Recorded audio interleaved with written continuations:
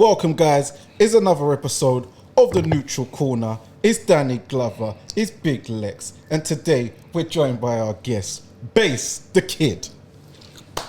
Oh, wow. Welcome, guys. It's another episode of the Neutral.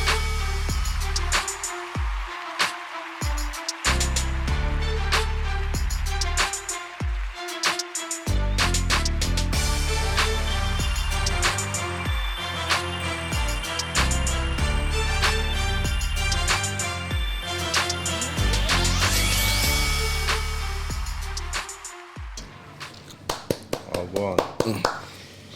I always do that clap by myself, don't I? That lonely, solitary clap, bro. Look at me. But how you doing, guys? Obviously, we've got a big fight coming up. It's been 5 years in the making. Errol Spence Jr. versus Terence Crawford. And today, we're going to do something different today. We're going to have Bass the Kid, who believes Terence Crawford's going to win.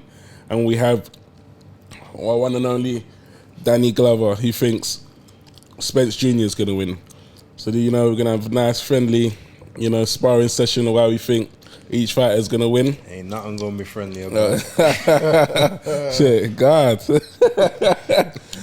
So who's going to start? Who wants to throw the first jab? Well, Well, all right, let's start here. Obviously, you guys must have seen their workouts yesterday. yeah, Errol's one was yesterday. Terence was the day before. Sorry, but must have seen both their workouts. What did you guys take from it? We'll start with Danny. What did you take from Errol Spence's workout? Errol Spence, usual workout, very methodical, throwing his usual shots, looking strong. He looks focused and ready. I see he's going to keep the hair now, but he's fixed it up a bit with a sponge. But he's looking strong. He's looking very ripped and strong. I'd say he's looking very well. Terence Crawford looks fast. He's working on more snappy shots. I think that the Bo Mac thing with the little drum, that was useless what he was doing. That he just needed to get out of there. The other two coaches were much better suited. You talking about when he holds the ball? Yeah, but no, it was the circle drum. It was just, but he wasn't even doing it properly. He's meant to be having it out, but he's got his problems or whatever. So the other two coaches, they looked better. But yeah, he's looking fast. I don't know how ripped Terence is. I saw a photo of it, but he had his tee on. But yeah, good public workouts from both. Big up Ashley Fearfane, who sponsored the show, Treasure Boxing Club. He was out at the workout yesterday for Errol the True Spence. I see him with Derek James, and I saw him on the video in the media workout. So big up to you, man. Bass the Kid, same question to you.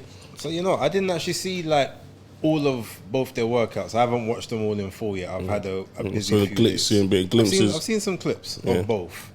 And I saw Terence looking as focused and as menacing as he usually does. To me, from what I saw, there was less fun and games. He sometimes would like to have a bit of a laugh. I didn't really see much smiling from him on this one. So it felt like he was dialed in. In terms of what I saw of Errol, I ain't gonna lie, I wasn't too impressed with what I saw. Purely from it looked like his reaction time had kind of slipped a little bit. He didn't seem as sharp as I've seen him previously.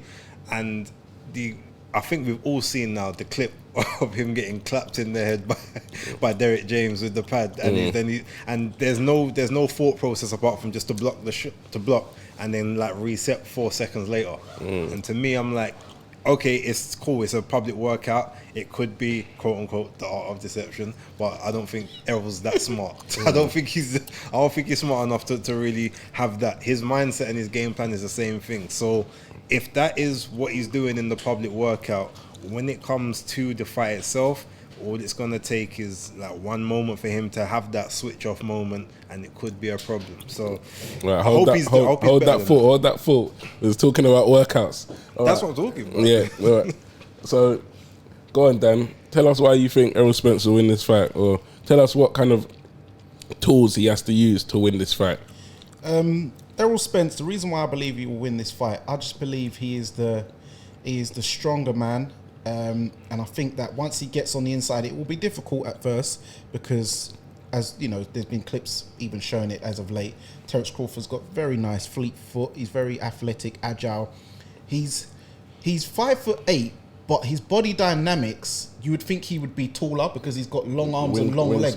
Yeah, long arms and long legs for his actual height. It's a strange one because he's got a 74-inch reach, which is a long reach for someone of his height. So he's very agile and a bit gangly, even though he's not actually that tall. So it will be difficult at first for Errol to get on the inside. But as we know, Terence does tend to start a bit slow. So Errol should try and use that to his advantage and nick a couple of the early 2 rounds. And then I imagine Terence will probably win like 3, 4, 5. Probably be 3-2 up after 5. And then that's when Errol will start to get to work and start to break him up on the inside. And I noticed Terence, for all his great attributes, he does get clipped. And when he gets clipped... Wait, we're going to get to that. Let's just stick to the tools. The tools we think Errol Spence will use to win. Because, we got a long fight here. What about you, Base Kid? What tools do you think Terence Crawford will use to win this fight? Well, first things first. So, the better ring IQ. That's the first one. The quicker foot speed. Second one. Being more fleet of foot. His punch selection and picking his shots. He's a lot more spiteful than I think Errol is, until Errol feels like he's got someone in a vulnerable position. So all of that initially, to me, tells me where Crawford has the advantages in this fight. The one thing Errol may have or may have had previous is work rate. I don't think he's going to get to use that work rate in this fight. And when Danny just said about Crawford, Spence being the stronger guy, no, he's the bigger guy. There's no guarantees that he's the stronger guy, because I've seen Terence Crawford deadlift 200 kg deadlift, on plates. I've never seen Spence do anything close to that. Crawford is a freakishly strong guy, and with his wrestling background, you ain't gonna outmuscle him on the inside. So all the game plan you're thinking is gonna be his forte, no, I'll say it's not happening. Well, as we know, there's more components to lifting weights than just the deadlift. As we know, there is the bicep curl, there is the bench press, there is also the squat in the legs, and I think that Terence's legs, I'm not really sure. I guarantee you, Terence will combine Spence and all of that stuff. Okay. Obviously, there's no proof to this, it's all theory. Theories and stuff. Okay, so what do you think Errol will take advantage of Crawford to win the fight? The first thing he will take advantage of is the pretty obvious, the slow start. So he'll have to start fast. Also, once they're on the inside, Terence, he likes to catch you on the end of the shots. So he likes to try and loop them. Errol has to stay really close, and I think he will take advantage that Terence can't work as close up as Errol can. So he's inside fighting you're talking about? Yeah, but Terence can inside fight, but when we're talking like real close phone booth quarters and the relentless body attack, head and body, I also think that Terence, he has some vulnerabilities to the overhand right. He gets caught with the overhand right quite a bit. We saw Avenetian clapping with it. We've seen, Sean Porter clapping it. Obviously, we're talking about a boxing match, so you can't go out in the rain and not get wet, even if you've got an umbrella on. Mm-hmm. But I just feel that Errol Spence will take advantage of these situations. So why are we talking about him getting caught with an overhand right when man's a southpaw? I was thinking that as well. I won't lie, I was thinking, but the jab is still there. No, but the jab, but he can turn it over, because if there's a shot where you go like that when you chop it over like that. And have we ever seen Errol Spence do that overhand chop? Look, here's what I'm going to say, right? With regards to it, if we talk about being on the inside, all right, cool. That's probably going to be Errol's best part. Taller guy, shorter arms, so it makes sense to stay closer. But let's not forget, Kell Brook, did he not get taken out with the 1-inch punch from close? Like, was that not on the inside? Yeah, the chopping jab that I was talking about. Yeah, but that was from that southpaw stance. Yeah. Yeah, but you see, that's Crawford basically. It was a 1-inch hook. Like there was no trajectory, and that it was a straight turnover. I've never seen Errol Spence do that, but I've seen Crawford do it. I've seen Errol do it, but it hasn't had that same effect on an opponent. I'll give you that. But let's remember that So we're saying he ain't got the same power. Is that what we're saying? No, what I'm saying is that Kell Brook hadn't made the weight in 3 years, and he was very weight trained, and even Dominic Ingle didn't want to go out there because he knew this was a washed-up fighter. Going to talk about wait. Let's 160 to 147. What question did I ask you? The disadvantages. Yes. That you'll take. Yeah. So what advantages would you say Bud has over Spence? Again, as we said earlier, like his foot speed is one. So you've got to be able to be in position to land the shots that you want to land, right? If we look at the match, even though it's not an exact parallel, but if you look at the match that Errol Spence had with Sean Porter, the fact that he was very slow-footed, pretty much very flat-footed, allowed Sean Porter to be able to spin and turn off of him. Sorry to cut you off. I don't know if this matters, but I remember him saying that he wanted to beat Sean Porter at his own game. So I don't know if that played a part in it. Yeah, but you got to leave that for me because We could get to that, because I promise you that's the stupidest argument he's ever made. The second stupidest argument. I'll tell you the other one when we get to it. Okay. But going back to that, so if you look at, basically you had Sean Porter being able to spin, pivot and turn around Spence because he wasn't quick enough of foot. So and every time he went to go and set his shots, that's when Sean Porter was able to either get in there and either rush or try and tie up. So if you look at that you apply those same metrics to Bud, who is actually even fleeter foot than Sean Porter, is being that naturally smaller guy. Like Errol's gonna have a very hard time trying to just pin him down into any place where he can actually get that work rate for head body head combinations. Okay. You said something about power. Who has more power out of the two? Well, going by what everybody who's been in with them have said, they've said that Errol Spence hits harder, but Terence Crawford catches you at angles you don't see, and as we know, the punches you don't see tend to do more damage. But if they can see the punch coming from both of them, then Errol Spence actually bangs harder. But because Terence hits you from mad angles, it does a lot of concussive damage on these guys. Base.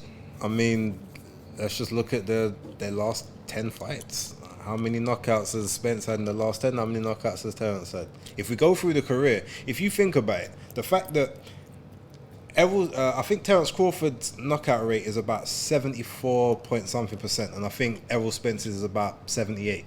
That's bearing in mind that Errol Spence has 11 fights less than Terence Crawford. So to me, that kind of tells me Crawford coming up from 135, 140, 147 has knocked out man in every single weight class he's been in.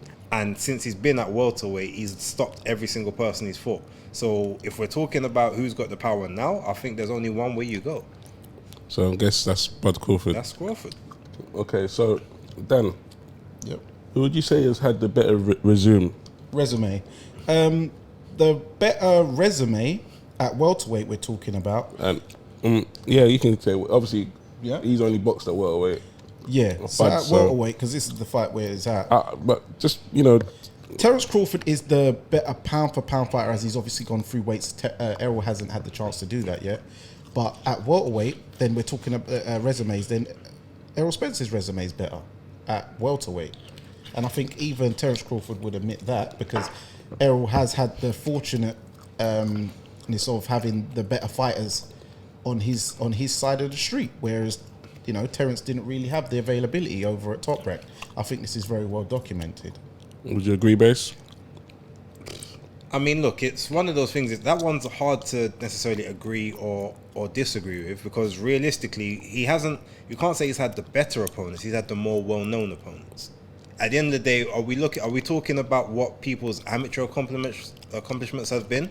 Because there is a lot, how many of, for instance, the people that Spence has fought, could you say, okay, Igor Kavilauskas would have dealt with before he fought Bud? And I'm pretty sure that there's several of those guys, the well-known names as well, he probably would have got in there and dealt with as well. Now, outside of that, it's pretty thin. But then all you can really do is then look at who they beat or who the common opponents are. So they both got two common opponents, and of that, that one person dealt with those common opponents better than the other. So that's the only real way. If you're going to look at it on volume, obviously Spence has been there for a lot longer. But here's what I would ask: what win has Errol Spence had at welterweight that has actually aged well? So okay, but he as he says, he's the man who breaks them. He's the breaker man. And actually, they have 4 common opponents. I'll name them for you. Danny Garcia and Yordenis Ugas. Both whom beat Terence Crawford in the amateurs. We're talking about the pros. I mean, okay. Well, you mentioned amateurs. You did mention amateurs. When? Just now, you said Kavaliauskas. No, I said you're talking about his amateur pedigree. I wasn't talking about who he fought in the amateurs. Well, Danny Garcia and Yordenis Ugas' amateur pedigree is quite... has quite good accolades as they both beat Terence Crawford.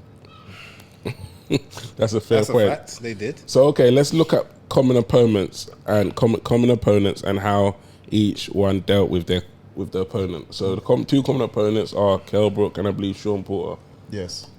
So what would you say about Errol Spence's performance in that fight?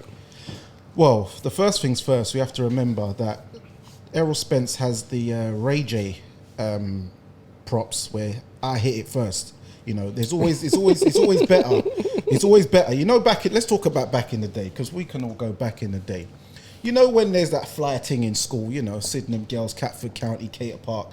It's better to you know, when you bag them when they're primed, not when they're, you know, 3 kids deep, couple baby dads in, looking a bit washed. You know, it's better to. Did you get them at the better stage? Sean Porter's already said. His goal, once he fought Errol Spence, he said, I was always going to retire. Then he saw a little extra money grab.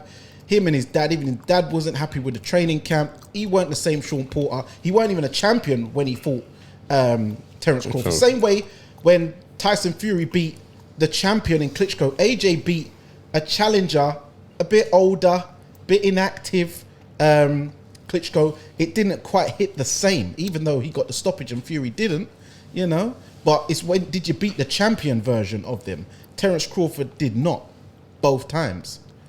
Errol Spence did. Took their belts when they have a winner's champion defenders mentality. What was that? Oh, no. Klitschko was the champion, no? Yes, and I'm talking about Kell Brook and Sean Porter, both champions as well. No. When they fought Errol. Yeah, but no, I mean, when he fought AJ, when Klitschko had the WBA. No, that was a vacant title. Okay. It was a unification, but it was a vacant. Okay. So he was the challenger because he was waiting for the rematch. Yeah. So, common opponents. How did you see How did you see Bud deal with Kell Brook and Sean Porter? Did you feel that, you know, like Dan said, it was always good to Well, look, here's the thing. hit it first? To a degree, no, you know what? To a degree, it's right. It's right. You want to be the first one to get in there, but we all know there's a lot of women, right, whereby you got them when they was in school, and they leveled up. Well, let's look at Kell Brook for instance. Right. So I don't think he leveled up though. We're gonna find out. We're gonna find out right now. So okay, prior to the Errol Spence fight, what did Kell Brook do? He had a fight with Gennady Golovkin. Right, at 160 pounds, right? 2 weight classes above where he should have been. Got his eye socket broken in the 5th round, right? So a guy that we already knew was notoriously found it difficult or was like making it harder to make 140. He's gone up to 160 now, right? Eye socket bust. 8 months later on, comes back down to 147 that people already know he's kind of tight at the weight. Fights Errol Spence, actually gives Errol Spence the business for the whole first half of that fight. No, he didn't. Yes, he did. I watched the fight again. I watched it recently because I heard you say it, and he gave him the business. He was jabbing over the top of his jab. As a southpaw, you're not supposed to get jabbed over the top of. He was giving him the business for the first half of that fight until he started to gas. All of a sudden, Errol Spence applied the pressure like he normally does, broke the other eye socket. Right. So therefore, we could say he was damaged goods. Right. Titanium in one eye, other eye broke. Now you had titanium in both. Right. Now you got Terence Crawford. Okay, so you've got a slightly older, a bit more of a, you could say a bit more of a worn fighter now in Kell Brook. But guess what? came off of three back-to-back victories. So Errol Spence fought the brother coming off of a loss. Terence Crawford fought the brother coming off of 3 back-to-back victories. Against who? Which one do you think is the better version of the person? Lex. No, what you're saying does make sense, but the only thing I'll counter with that is he didn't go there with his trainer. And I thought He just didn't go there with Dominic Ingle. He had a different trainer at the time. There's been many times where he was with Carlos Fermento, but that wasn't his real trainer. Everyone knows that. That's subjective. Because ultimately, that's who he paid to be in his corner for the fight. That's who he trained with. So ultimately, he went there. He had a trainer. He didn't say, "Oh, Dominic can't be in my corner. I really want him to be." Dominic didn't want to be in his corner because he didn't think he should be having that fight. Well, actually, that's not exactly how it went. Kell Brook even said, "Dom's not gonna we're not gonna do this one together. I've got other plans." That's what Kell actually said. And I do remember hearing Dominic say he didn't think Kell shouldn't. He said he wasn't happy with the time frame, and Kell said, "Well, look, I need to take this one, so I'm going to do what I'm going to do." But he didn't say, "Oh, well, seems like a money grab." I didn't need Dom. No, what that was is Kell Brook didn't want to pay Dom that 10% trainer's fee, but he just wanted to get the money grab, you know. So Dom didn't believe in the work anyway, so he didn't think that was the right. If Kell Brook had said, "Look, I need you in the corner. Here's you're going to get paid," Dom would have done it. Because to him, he said, "Oh, look, he's going to be in he's going to probably have a better opportunity if I'm there." But Kell said, "It's fine. I'm good. Don't worry about it." And that's basically what happened. So ultimately, he went there with the trainer he wanted at the time and got stopped in, 4 rounds? So, whereas it took Errol Spence 10. Okay, after a broken eye socket and coming down from 160 What about pounds. the Sean Porter victory then? Well, did Errol Spence stop him? No. Did Terence Crawford stop him? Yes. Did Errol Spence say after the he said after the Errol Spence fight, he's like, I was thinking about retirement, but Errol Spence didn't give me the feeling that I was looking for to feel like I didn't have anything left. He said, I got in the ring with Terence Crawford, boom, I felt it. I realized I was good. It was time to let go now. That's what he said. He said Errol Spence didn't give him the feeling he was looking for. That doesn't sound like someone that breaks guys. He gave the dad the feeling though, because the dad weren't really feeling that camp. So the camp was already dead. So Errol gave him that feeling. He gave him that feeling. Did he? The camp gave him the. What feeling did he give him? It was a split decision. But he literally the knockdown in the 11th round was what won Errol Spence that fight. And he got dragged into the trenches against a guy that you didn't need to be in the trenches with. And why is that? Because he can't change it. He can't do anything different than what he does. That same exact fight that Porter tried to put on Crawford didn't happen. But Porter was winning. Huh? Nah, he wasn't. That's what his coaches said. It was people on the outside. That was Timothy Bradley. It was people on the outside that said the coaches said it to him. Oh, you're losing. It wasn't the coaches. It was Timothy Bradley, because he weren't listening to his coaches. You heard Bermac saying, "Yo, Bird, are you listening? Yo, Bird, are you listening?" It was one of his boys on the outside. It was Timothy Bradley.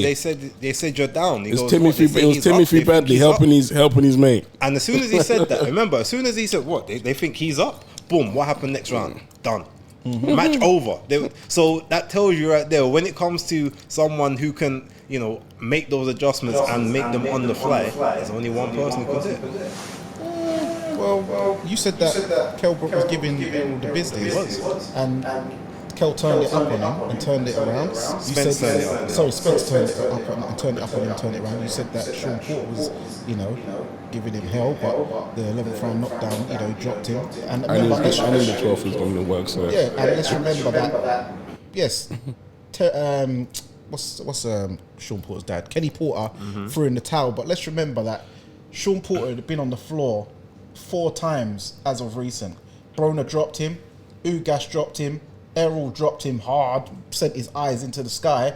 And then, Terence got a couple of knockdowns. Let's figure out before. No, real stoppage. No, you see, I can't even give you that one, because if we look at Errol Spence, of all of them, man, Broner and Ugas legitimately had Porter on the floor, on his backside. All Errol did is manage to make him touch a glove.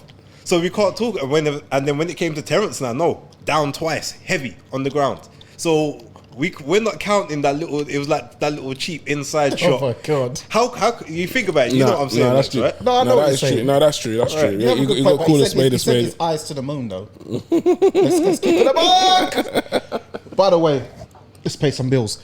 Hi, fight fans. Hope all's well and you're having a great day.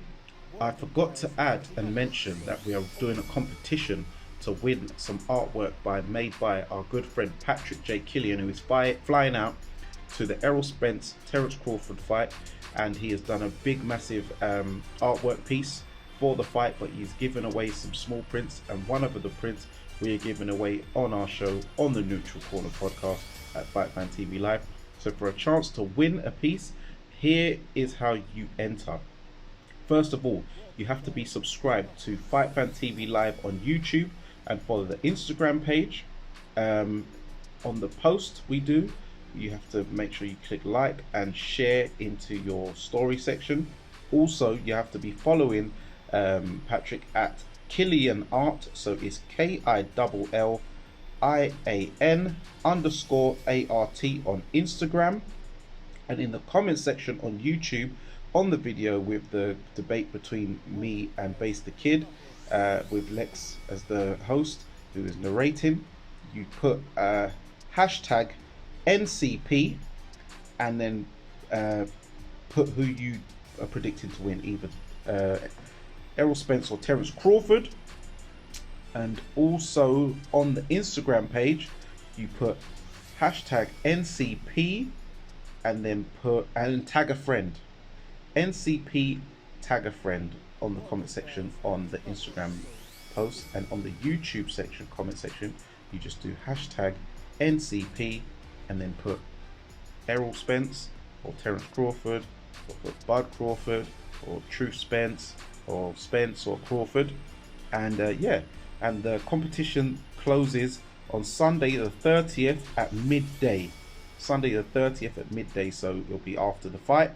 So that's how you enter.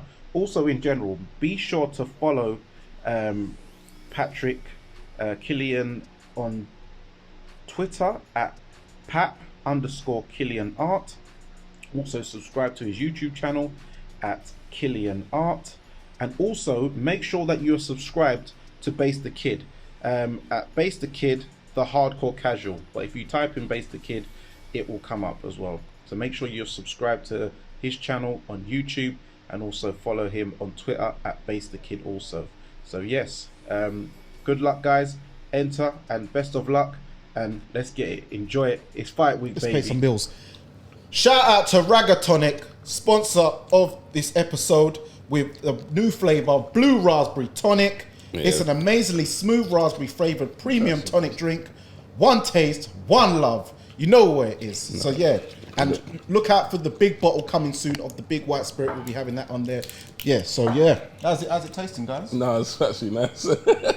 I'm the only one that's nearly finished. Oh, yeah. I've been a bit heated. But let's give some background history on this fight, by the way. Because shout out to True Boxing Media, Coach Malachi Williams. I think you would have seen this when he did an interview on his with Rick Glazier, when he was talking about with alhaymon.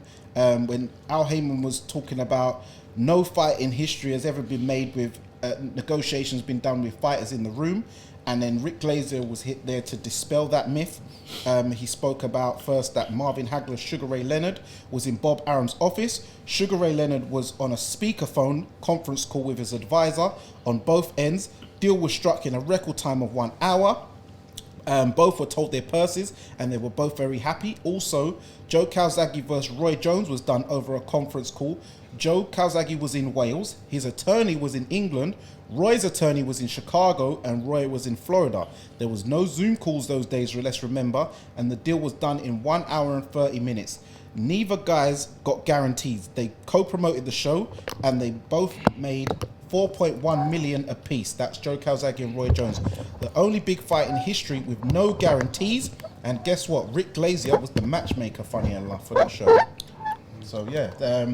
Because we have to get back to the also a big topic of, you didn't believe that Errol Spence was going to take this fight, and you thought he was ducking and diving. And I said to you that remember I gave you the free fight plan, which he said on Twitter, and he stuck to it, did he not? Well, here's the thing. You might say he stuck to it. And yes, on paper, it looks as if he did. But here's the question. What other alternatives did he have? See, if you check, right? Keith Thurman? No. If you check the history, because the Keith Thurman fight was actually there and it was ready to be done. You know why that fight never happened? Because of what happened with Wilder and Hellenius and what happened with like Ortiz and Ruiz and all them ones. Basically, what happened was they saw that all of these pay-per-views was dwindling down and they weren't going to be able to get the money they needed for those fights. The IBF mandatory was about to be called and obviously Boots was up in the IBF. So at that point, you've now got, okay, so you've got that who you already know that's going to be a torrid time and you're not really going to get a huge amount of money for that. You've got the Furman fight who you've never really been keen on Furman, but it was there. And remember, if you remember, there was actually, that fight was ready to be signed at £154 with supposedly with the belt on the line as well. The reason this fight ended up happening was ultimately because they realized there's no money elsewhere. If we don't get this one done, we're not gonna be able to make a payday. People was tired of the other fight, so it was to me this was a fight he was forced into, not that he necessarily wanted it. And the reason I even think that is because even after the Danny Garcia fight, let's not forget when Terence Crawford is in the arena, they said, "Oh, Crawford's in the arena," and he's like, well, I don't know why he here. Like, I don't be going to none of his fights. I just want to go back to my ranch and ride my horses. Like, he wasn't talking about no Terence Crawford. But he turned up at Sean Porter fight though. And then belt. As soon as man got stopped, did he walk in the? Did he step in the ring? But and it was say, an ESPN show. I don't think that would happen. I'll give him that. He did. It did look mad. The way he Errol chipped. Yeah, no, but what? It was more. What looked like to me is more pissed out at the stoppage. And he thought, this is garbage, and just left. He made it that way, but I'll give it to Base. The chip was nuts. That was crazy. Yeah. And if you think about it, remember, because Spence, and even we can tell from 5 years ago up until now, literally up until maybe the end of last year, PBC, whether it was Spence or not, I'm not going to put it all on him, but PBC did not want Crawford anywhere near Spence. And you know the way you know that is, remember when they even did the welterweight title list. Yeah, they left. They put Ugas as the regular champ on there and didn't even put the WBO champ. Said, oh well, we don't recognize the WBO belt. Remember, the PBC said that. So for literally 4 or 5 years, they tried to act as if Terence Crawford didn't exist. And also, what I will say though, I'll say that it's a thing of both ends, because Terence Crawford couldn't get the fight because Bob Arum was messing him around. He couldn't even get in the Pacquiao fight. Remember, Terence Crawford had to leave Top Rank to get this fight, and Errol Spence has actually gone against Al Haymon's wishes. Hence, Al Haymon isn't actually the promoter of this fight. Now, Errol Spence is now with his friend Adrian Clark as his new manager. So he's had to even get a new management team to sign this fight. So him doing the phone calls over, I'll still get the back end though. WhatsApp or whatever with the live with Terence Crawford, he went against Al Haymon's wishes to get this fight. So they've both had people holding them back from this fight, I believe. But in my personal opinion, the Pacquiao fight, that was integral part, because Bud tried to get that fight before Spence, if I believe, and that would have held stuff up. And everyone's forgetting Spence did have a car crash, so that would have held things up as well. No, we're not going to take away from that. But Bud did try and get the Pacquiao fight first. It was like a trump card kind of thing, you know. But when he tried to get that was the time when Errol was in there with Garcia. So he's like, well, ultimately, what do you want me to do? Just hang around. Yeah. So, and then they were trying to trump each other. Obviously, Spence was going to fight Pacquiao, but he had the retina issue. And then he came back for Ugas. And then, like he said, after the Ugas fight, you know, everyone knows who I want. I want Terence Crawford. So, you know. The thing is, even when he said that, let's not forget, when he said that, how long after that did it take to even materialize? They literally tried to give them no guarantees to stop the fight from happening. The own promoter, the black guy whose name I don't remember off the top of my head, he even said Sam Watson. No, not him. But anyway, the guy was like, we don't even we can't even really offer Crawford the money that or he's gonna feel he deserves, or we feel he deserves, because due to piracy. That bald, he's a bald head. I think I know you're talking about. The bald head guy. Yeah. So all of that is like literally telling you. Brother. No, not BLK. They was telling you that was the reason why. But during negotiations, is it true that Terence Crawford had a fight that he didn't even tell Spence about, or didn't tell that was in the pipeline, and he went to go and have a fight with Venetian? No, it wasn't. No, what happened was he got his obviously the deal with the BLK Prime and all them man there. So that was the situation. And he went and proposed that deal. He said, "Look, boom, 50 million because we can't even really trust the pay-per-view thing. Let's go. That's 50. That's guaranteed money right here, yeah." And then Spence starts talking about, "Oh, well, but who's it from? Blah blah blah." And we say, "Oh, well, go speak to Al. Go speak to Al." And Al Heyman said, "I'm not letting anyone else touch this fight." And then Al Heyman said that we're gonna do this fight is not happening this year. It's gonna if we do it, it's gonna be next year, right? At that point, Crawford said, "Okay, well, if we're gonna be doing it next year, I need a fight for this year, so I'm gonna go handle that." And then that's when Al Heyman even said, "If you take a keep busy fight now, the fight's off." That's what happened.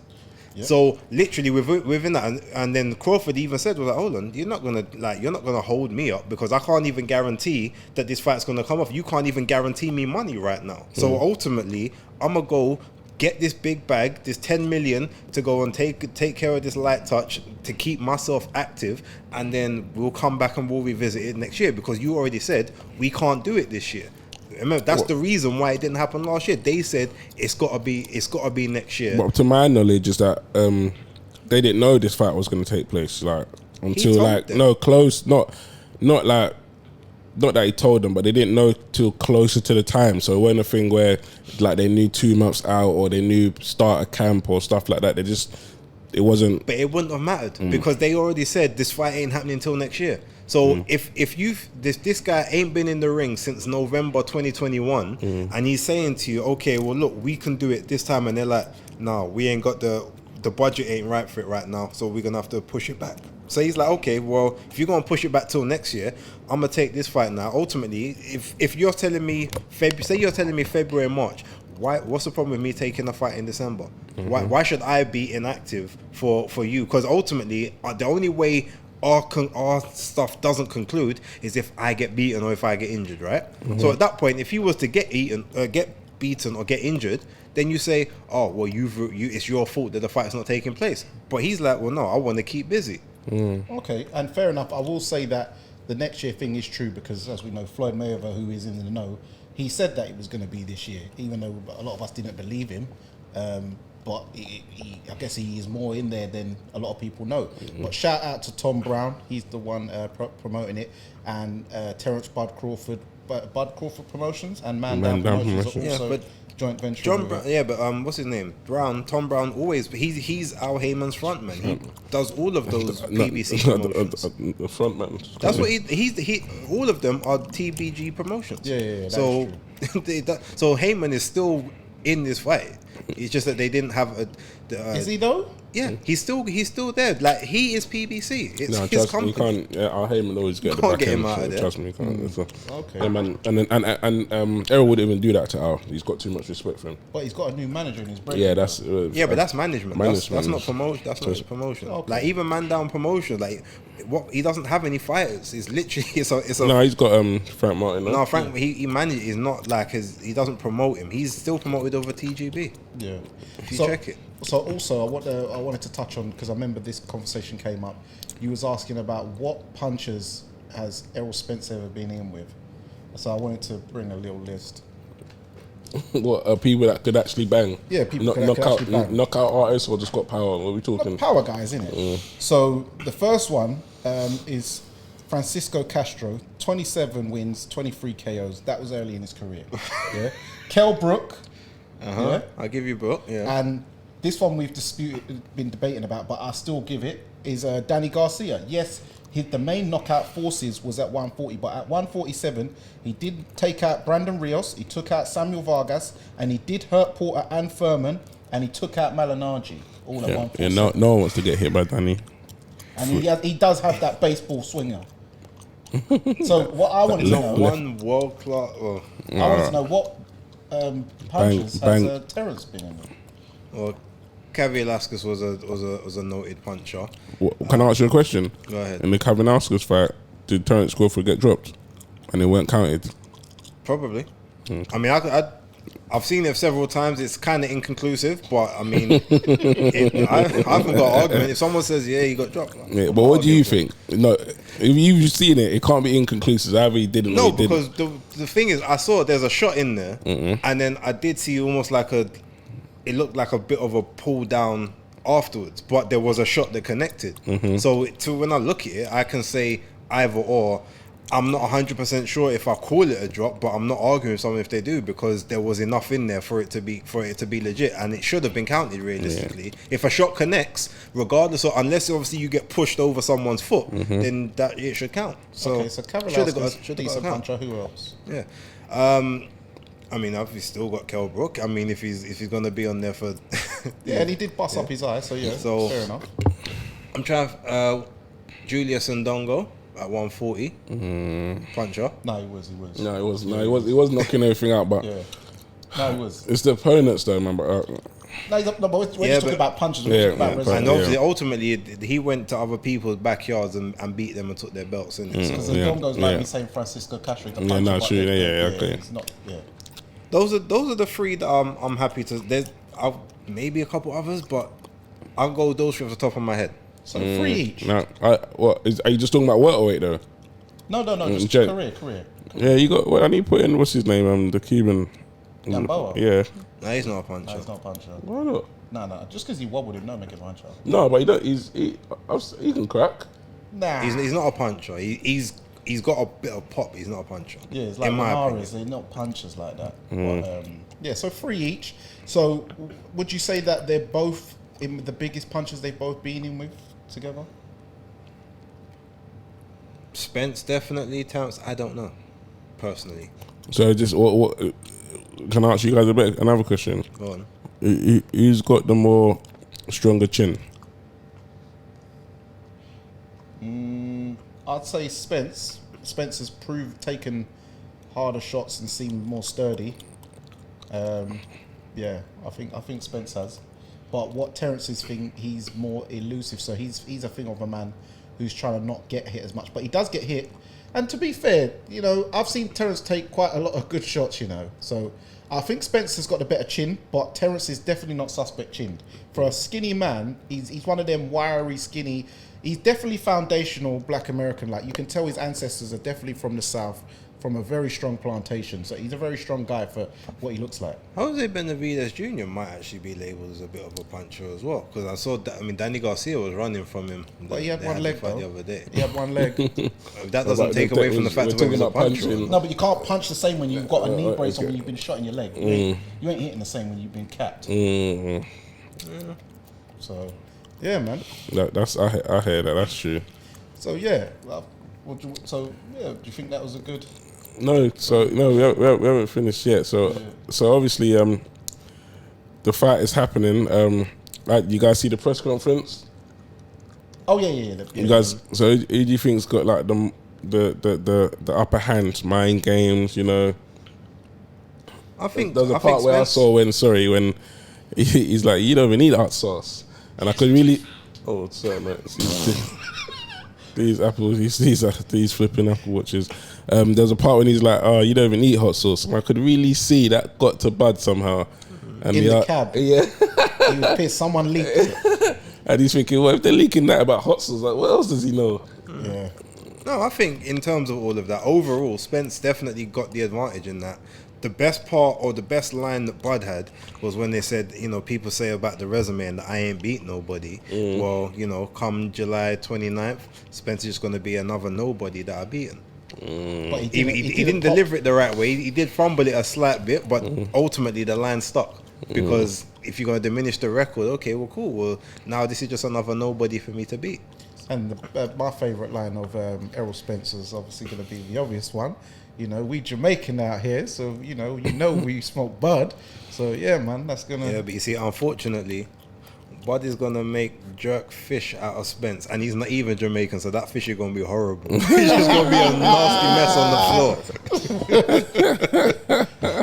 Yeah. We got the battles of the sisters. Eva Spence and Letitia Crawford. Letitia Crawford does bits on social media and real life. Look how she pulled up on Kel Brook. Yeah, she's cool still. She's cool. So that's gonna be good. So I'm looking forward to that. The undercard, we've got Nonito Donaire on there. We've got Isak Cruz up on the bill. Who else have we got on there? We've got that heavyweight. Is he Ukrainian? Oh, he's a heavyweight. European guy. I forgot his name off the top of my head. Okay. I didn't know of any heavyweights on that card. Yeah, there was a heavyweight bout on there. So yeah. And also, we cannot forget, because we can't overlook this. This week, this fight week is going to be very serious because we are in for a treat. Starting off on Wednesday with cool boy Stephen Fulton versus Tuesday. Is that on Tuesday? Yeah. That match is on a Tuesday? Yeah. I thought it was... Why say Wednesday then? No, it's Tuesday. Maybe is it time? Wednesday? Is Or it maybe it's time zones Tuesday. and stuff? No, they're ahead of us. They're 9 hours ahead. It's Tuesday morning. No, so what was it? For us, it's for Tuesday. Wednesday for us though. No, it's Tuesday. They're ahead of us. It's Tuesday, the 25th. Yeah, they're ahead of us. Oh no. It's going to be in the morning of like our morning Tuesday. It's going to be their night Tuesday. It says Wednesday, brother. It's the 25th. Are you sure Do about some that? research. Hold on a minute. Is there any more episodes of All Access From- coming out? Or is that the... No, they only do 2. No, sometimes they do 3. No, that was back in the day. They only do 2 now. Before I end up missing this fight, that's mad. Hold on. That one looked like they were going to do one more, man. Yeah, the 25th is a Tuesday. Okay, so because they're so ahead of us, won't it be... It will be Tuesday night there. It will be Tuesday morning for us. Okay, so sorry, Tuesday, we've got Stephen Fulton versus Inui. Thank you for that. You might 'cause I would wanna end up clip missing that the fight where- No. We keep it rolling. Yeah, so how do you see that one going, guys? Obviously, Fulton is the bigger fighter, no? Naturally, yes. And he's got the skills, but I don't know. Inui's a monster, man. But I'm going with Fulton, man. They're both skillful fighters. They both do what they do extremely well. Inoue is a very economical fighter. He doesn't really waste a lot of punches, so he has a very high accuracy count for a lot of the shots he throws. The big question is, does the power translate up to 122? I think it does, but I think that Inoue is going to win on points. I don't think Fulton is going to be... I think he's going to be a live dog in the first half of the fight, but I just don't know if him still making 122 when the plan was to move up a little while ago. I think that's going to catch up to him. Plus, being in a foreign country, different dietary requirements, there's a lot of different things that get into it. But if you just go even skill for skill, it's not like he's a league above Inoue. They're, if anything, at best they're neck and neck. At worst, Inoue I think is still better as an all-round technical fighter. Plus, he's a little bit older. Obviously, got a bit more of that man strength, and he's going to be the fresher guy. So I just feel like he'll get more done. I think he might hurt Fulton a couple of times. Fulton will ride it out, maybe go into a bit of survival mode at points, and just maybe get out, just outscored on the scorecards. Yeah, I think Figueroa, the way he hurt Stephen Fulton, put him in a bit of bother quite a few times. I think Inoue will do the same. So I'm seeing it as, Stephen Fulton's got the skills to go into survival mode and see out the fight. So I've got Inoue on points as well, and potentially late stoppage. But I think more so, if Paul Butler could run and duck and dive for that long, then Stephen Fulton could probably hit that final bell himself. So yeah, but also. Lastly, we got to have this on camera now. Base the kid. He's very confident. So, what is your prediction for Errol Spence, Terence Crawford? Crawford inside 9 rounds. I've not wavered on that in the last several months. And I've got Errol Spence in the 10th. So you're both going for stoppages? Yes. Okay. And Base the kid. First time he's told me that, by the way. Oh, Yeah, I'm going for the 10th. I'm going for the 10th for Errol. Okay. And Base the kid. He's made a wager with me. how much is the wager? 250. Oh damn! 50 quid. And here's how special the wager is. The wager is not that who wins for me anyway. It's that Errol Spence gets knocked out by Terence Crawford. So even if he wins, and he doesn't get the knockout. I still gotta pay him. That's how confident I am. My days! Errol is on price. I still get the 250. So yeah, that's how confident. Come on, man! You can't be taking that, man. No. I will give him the money. You can't be taking that, man. Nah, man. Trust me. If man doesn't do the job, I'm the one. I proposed. Okay. I ain't rating that though. I won't be rating that. We're gonna have it. If Bud gets the victory and he doesn't get the knockout, I won't be rating that. If you're taking the P, it should be a mano bet. No. Alright, cool. That's Okay. funding my Polish trip to Usyk vs Daniel Dubois. Thank you very much. Well, no, he's just gonna have £250 less spending money. That's all. Oh my god, I'm gonna have to end up on goulash rather than steaks. But that's how confident I am. I've been that confident for years. Like it's unwavering. It's not even about the win. It's the stoppage. He is going to stop him inside 9 rounds. Damn. Wow, that's deep. Damn. That's deep. Damn. But nah. Well, no one's asked me. I'll tell you. Obviously, everyone knows I like Bud as well. But with this fight, I've always said I believe Errol Spence will win. I'm gonna stick to that. You know. Wanna make a wager as well? No, I'm not a gambling man, you know. But okay. Not that I'm not the reason I don't believe in Spence. The reason I'm not gambling, but yeah, I believe Spence would just. I believe Terence Crawford hasn't seen this kind of style where the pressure just keeps coming and coming, and also Spence is a basic. Yeah, he is straight up and down. That is true. It's very easy to work out if you've got a good boxing brain.